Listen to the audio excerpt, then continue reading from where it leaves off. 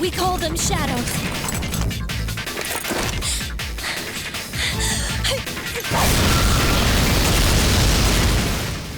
Some series don't blow up until a little later in their lives.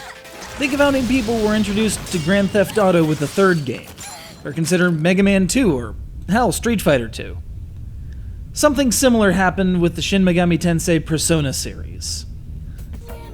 Occasionally, one of their games would pop up in the West when Atlus felt like taking a risk. We got Persona 1 and half of Persona 2, but these were short-run, a pain in the butt to find, and, well, on the shakier side of the localization spectrum.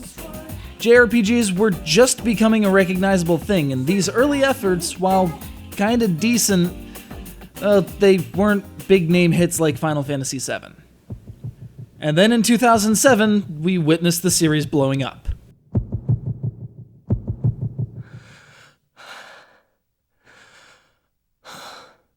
Persona. Behold Persona 3. More interactive, more refined, more stylized, more music video-ish. Everything that the game could get its hands on was turned up to 11. It was a hit.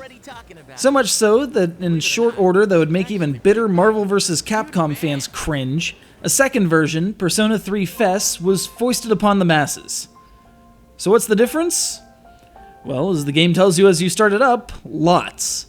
The refinements are even more refined, there's more characters to interact with, more persona to summon, more weapons, more. The game was no slouch to begin with. One playthrough could easily take one 100 hours to complete. Fortunately, if you've got an original Persona 3 save file, you can import things like your Pokédex, Persona Register, your social, academic, and reputation stats, and trophies for maxed out social links. So it's kind of half a new game plus? If you feel like staring down that massive dungeon. Well, dungeon isn't really the right word. Tower, really. During the dark hour, that magical time when everyone turns into coffins and there's blood all over the ground and there's monsters everywhere, the school transmogrifies into an immense death trap believed to be at the center of the disturbance. As a member of the Secret Extracurricular Extermination Squad, or so it says on your armband, it's up to you and your fellow Persona users to repeatedly shoot yourselves in the head, which is apparently how you summon your persona in this one, and makes for some intense dramatic tension before you know what the hell is really going on. It'll take a solid understanding of your persona, and the persona of your teammates, to get through the hundreds of floors of Tartarus. Unfortunately, aside from general suggestions, you can't actually control any party members past your own protagonist.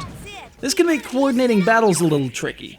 The new One More battle system rewards critical hits and weakness-exploiting shots with a free follow-up attack, as well as leaving the target prone and defenseless.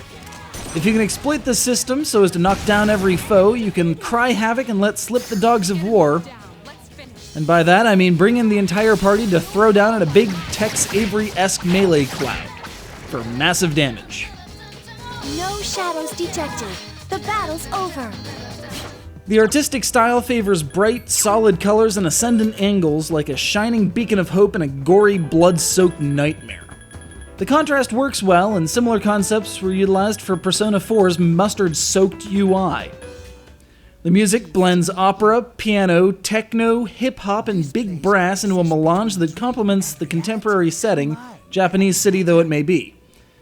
But regardless of your frame of reference, you'll find Persona 3's world to be one worth saving.